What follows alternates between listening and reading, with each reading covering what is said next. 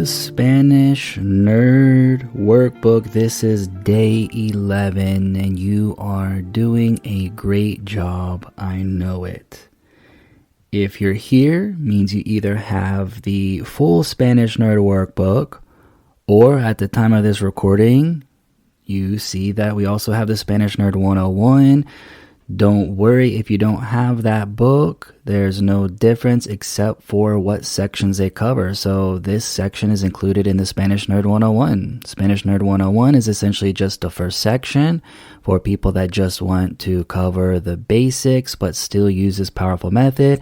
And if you're watching this in the future, you may be using one that's for a specialized work field. So yeah, there's a little announcement for anyone that has been following for a while or that has one of the other books.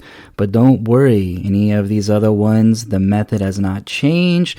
But for anyone that might be looking at one that is for a specialized field, just some of the sentences and vocabulary might be some extra stuff that can be of particular use to those in that field. So I hope that makes sense. If you have any questions about that, let me know. I'm excited to continue to roll out products that are useful for people to learn Spanish. So yeah, having some tailored ones can be very useful for people that are in certain fields but still use the same method. So let's get into this. This is day 11. Now, really, you don't need this video, but I know that these are nice, I want you to feel like you have me with you, that I'm helping you, supporting you. I want to remind you that you can always ask me questions on Instagram.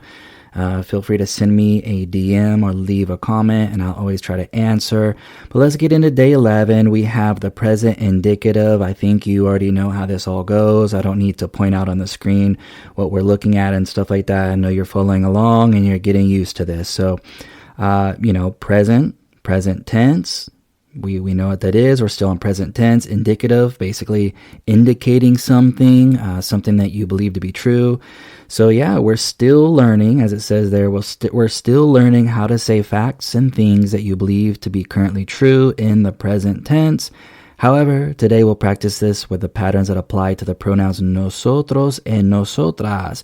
Those are words you already know. We don't have to translate them here, but we know that they mean us. And we have an example. We speak Spanish. Hablamos español. That's the example sentence there. So that sentence, again, is not necessarily something that I'm saying to memorize. It's just to let you know what you're working on here, to get you in the right mindset. So basically, you're going to be saying we do an action. That's what day 11 is. And in fact, day 12 is the same thing, but with the irregular verbs. So we do something. All right, let's look at the 3 most common regular verbs. All right, let's just go straight to the pattern. Hablamos, comemos, vivimos. Every verb, every regular AR verb that ends in AR you're going to follow this pattern. You just put the amos on there. Every regular ER verb that you come across in Spanish, you put the hemos. You see what you take off and you see what you add there. And then vivir is the example word for any time you want to say we do something. And if that original unchanged verb ends with an IR, you simply put the imos. All right, so that's the pattern. Amos, amos, imos. Now this is super, super, super important to know because, well, not only is this just insanely common in Spanish, you're going to hear these patterns every single day that you use Spanish, but also because since it's not ambiguous when they use this, when they say amos, amos, imos, it only can refer to us.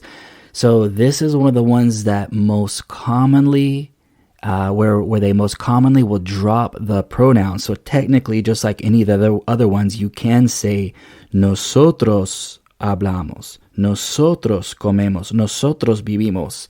But usually the native speakers won't do that most of the time unless they're trying to clarify something. Like if they're saying, no, that's not them, that's us, we do that. Well, that's a clarification, right? But so they'll add it for emphasis. But when it's just casual talking, just on a regular basis, you're not going to hear that nosotros or that nosotras. So here we didn't put it. Okay, I hope that makes sense. If you have any questions about that, just let me know.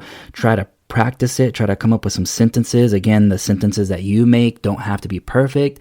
Like I've said before, even put in some English words there. It's more about just practicing and getting used to using these, okay?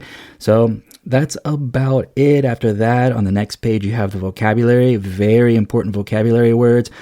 Now, one last thing to say here for day 11 is I just want to remind you, think about how much Spanish you are learning when you multiply the patterns with how many verbs you know. That's something that you'll actually have a visual later on in the book to kind of show you a little bit. So remember, you're learning these patterns. So any regular verbs that you have learned up until this point, well, now you can multiply it by all the patterns that you've learned so far. So very quickly in Spanish, as you are learning the verbs and the patterns that go with them, you're just multiplying how many words you can form with these patterns. Very quickly, you go from learning 100 to 200 to 500 to over 1,000 before you know it.